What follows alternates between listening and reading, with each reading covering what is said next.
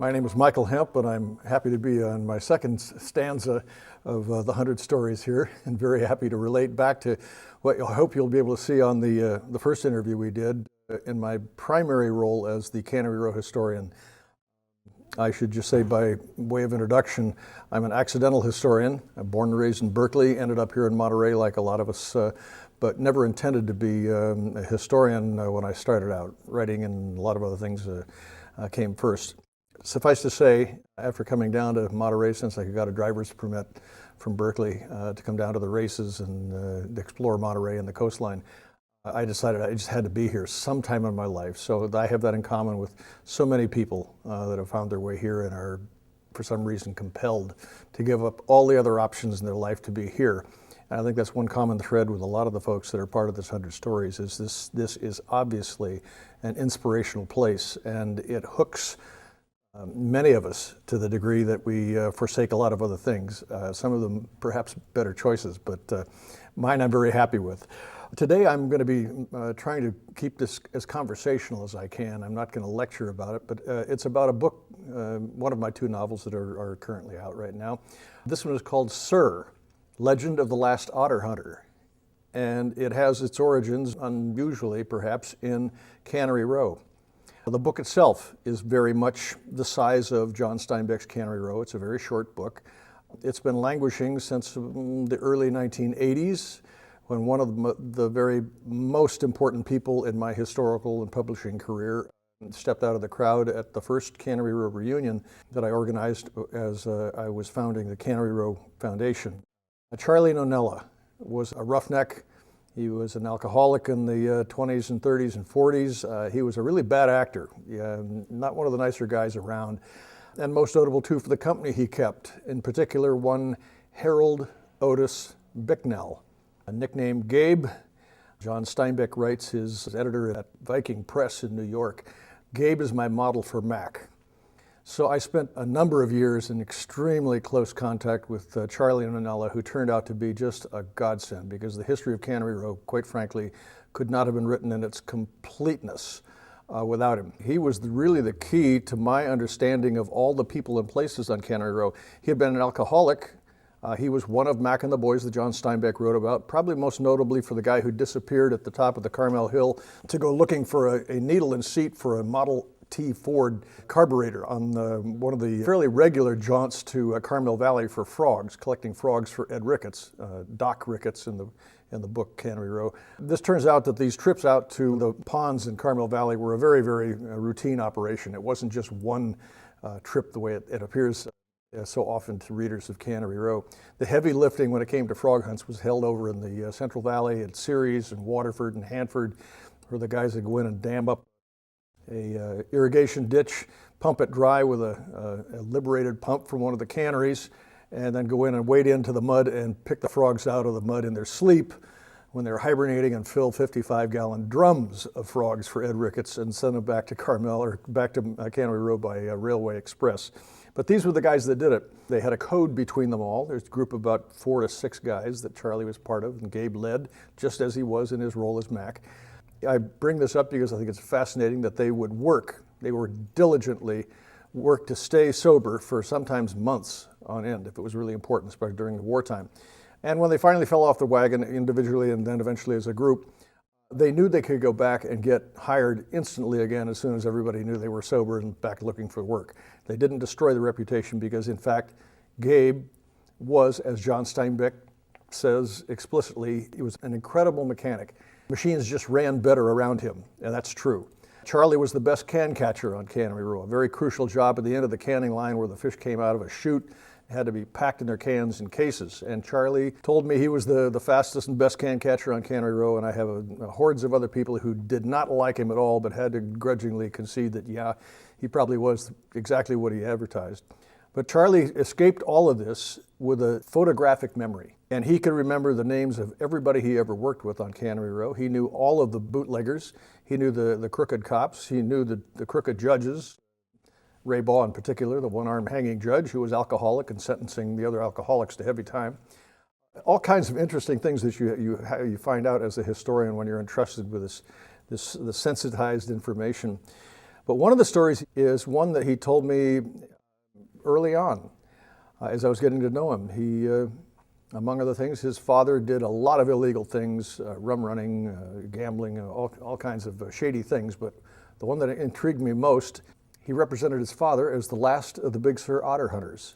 And it turns out that Bill Ameriga Nunella was a China boss. He was a coaster. He had several crews of Chinese fishermen who were very adept boatmen. Believe me, they were experts. They came from China, a lot of them, settled at China Point behind what is now the Monterey Bay Aquarium.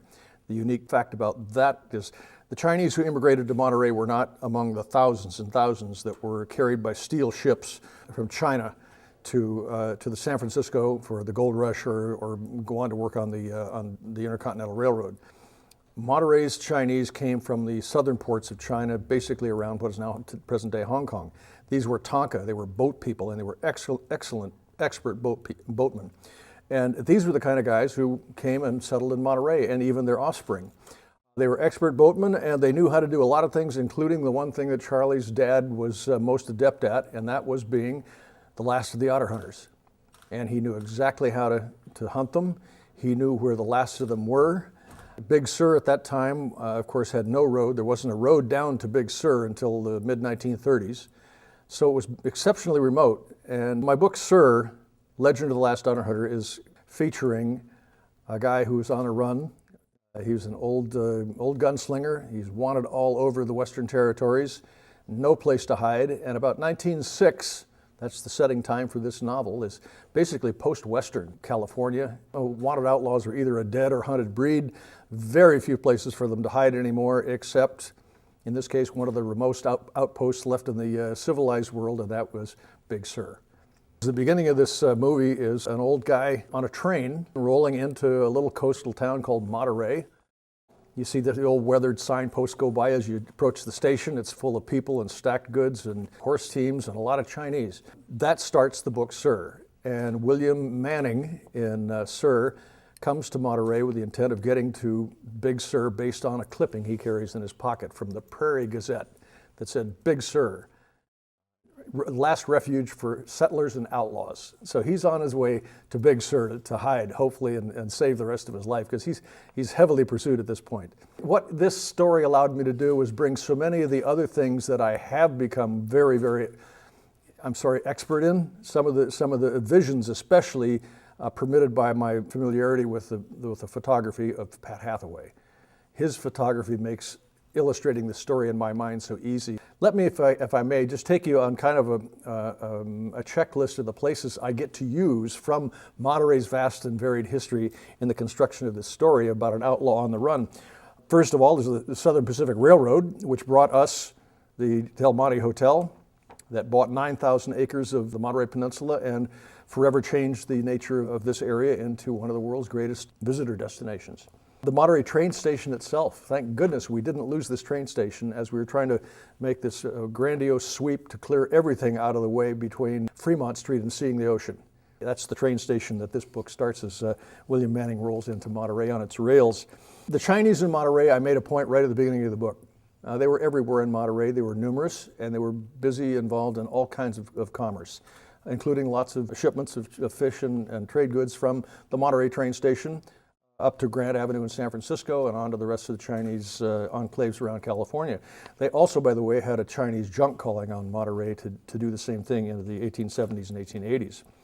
Early Fisherman's Wharf I get to insert here because one of the things William Manning tries to do is find work, and there appears to be none except at a fish canning shed down the harbor on this pier, and that in fact is where he goes. So William Manning right off the bat becomes a fish canner. In doing that, I get to introduce some very important people. Frank Booth, who started the fishing industry here, came down here buying salmon at the turn of the century, eventually went into canning sardines and went on to become the father of the industry that became the sardine capital of the world. His main right arm was a guy by the name of Newt Hovden, who I also get to introduce as one of the major characters working with my protagonist. In doing so, I also get to introduce Pietro Ferrante and the other most important but less often known Orazio Nia. These are the Sicilians that came from Black Diamond, which is now essentially Pittsburgh, up on the Sacramento River. That's where the Sicilians came from to Monterey around 1906 to try a net that they knew from their Mediterranean experience could catch the fish nobody was able to catch in Monterey, to deliver on a dependable basis to these struggling canneries at the beginning of the canning industry. They introduced the Lampara net. The Lampara net is one of the things that gets rolled out of this train car, out of the railroad train cars, onto the horse-drawn wagons by crews of Italian fishermen as Manning's train rolls into town. As Manning dismounts the train, the other face that he meets happens to be that of Sheriff Mike Noonan.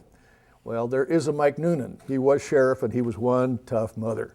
And you didn't screw around in Monterey because of Mike Noonan. So I automatically had the two tensions that I needed: William Manning on the run and a very imposing lawman who knows exactly the nature of the long rifle he carries. It's a sharp single-shot 40 caliber. It's a buffalo gun, about the most accurate long-range gun ever made in those days. I do have to confess, however, because it's fiction, it's fictionalized history, I will point out, however, to those of you who are fortunate enough to see this, that the real weapon of choice was not one of these big guns with a 40 millimeter bullet that could go a half a mile. It was a .22 long rifle, a small bullet that left practically no presence on the pelt. The trick was hitting the otters on the snout as they came up from the kelp. So if you didn't damage the pelt, you were having a good day. About the pelts, the reason all of this is so important and why people would go to such an extent even after they were thought to be extincted. We literally thought they were extinct, and although people in Big Sur often claim that, oh, their family knew that there were still some, I have had no real evidence of that. It's hearsay, and I will keep it that way until it's proved historically otherwise, but the otter was literally extincted by the U.S., the American-Russian Fur Trade Company in the 1800s. The fact that Charlie Nonnell's dad not only worked with Chinese boatmen a lot, he and Charlie in the early 30s were the only ones who could navigate the longboats through the surf at Big Creek and Bixby, carrying the dynamite it took to blast the road down to Big Sur. They couldn't carry the dynamite down that road. It'd blow up in the trucks. It took real expert boatmen, and who gets the job? Charlie's dad. Catania replaced them. They said they could do it cheaper. They lost a couple of tons of dynamite in the surf, and they called Charlie and his dad back in to finish the job. I introduced Newt Hovden. Newt Hovden becomes a very helpful figure with the protagonist in the story, and he ends up helping this old geezer out by giving him a house to stay in when he needed it. It happened to be the little shack that I owned on Cannery Row behind the Wing Chong Market for the 5 years that I did a lot of my initial research on Cannery Row with about the heaviest preponderance of about 1,000 interviews that I've done on Cannery Row over the years. But 816 Wave at the time was a shingled little bungalow with a couple of cypress trees behind it. This also becomes something I get to use from my own life and historical experience in the book. Another Chinese of note is Zheng San Choi. He's one of my favorite Chinese figures, probably unknown to anybody on the Monterey Peninsula except those who have ever been out to Stillwater Cove, and you look out and this interesting set of rocks sits out there in the middle of Stillwater Cove. I call those Zheng's rocks. He was the fisherman, the Chinese fisherman, like a lot of other fishermen Chinese up and down the coast, from here to Partington Ridge and Partington Cove. The Chinese were in small little groups, sometimes even alone, fishing these areas. But imagine this, until 1917, 18, 19, there was a Chinese fishing family. We're the only ones that ever opened their eyes on Stillwater Cove. In some of those glorious days, if you've ever been on Stillwater Cove in one of those magic days, it is one of the most spectacular, inspirational views of a lifetime. And Zheng San Choi and his family got to do that every day. It was like that. They were excused, along with all the other Chinese in the Monterey Peninsula, about 1919 when Pebble Beach built their golf course along the shoreline and evicted him from his home, which became the site of the Beach and Tennis Club. Outlaw on the run, just working his way south now. He's cleared a situation in Monterey. He's actually heading down to Big Sur now. On the way, he stops in Carmel long enough to meet Jack London and George Sterling in a very interesting little clam bake at the beach that I got a chance to work into. Some real people like Alexander Allen are kind of a double dip. Alexander Allen was the American partner of Ganesco Kadani, who was lead Japanese contractor for harvesting abalone, headquartered at Whalers Cove at Point Lobos. They dove in hard hat helmets and dive boats as far south as Morro Bay. A great operation there. Alexander Allen was also the major partner in the Monterey Canning Company at Cannery Row. So he was involved in canning operations both. His involvement in the canning operation of abalone at Whalers Cove preceded anything we'd ever experienced in canning. We didn't know what canning was yet on Cannery Row. Artillery horses from Malpaso. Here's the first time William Manning gets a chance to put his skills to work. And Malpaso, of course, is not only a creek along the south coast, it also happens to be the name of the production company for Clint Eastwood. One other character I'm going to make a book about before I go, I hope, is Guido Chang. You have to read the book to find out about Guido Chang, but I promise it'll be a happy one. There is eventually a reunion. A whole new lifestyle is threatened by the resumption of otter hunting after William Manning essentially declares it is over. There's a big showdown in the Sur, and the result is the salvation of both William Manning and the Big Sur otters. Granville Sharp discovers an existing colony of sea otters in Big Sur in 1935, and as they say, the rest is history.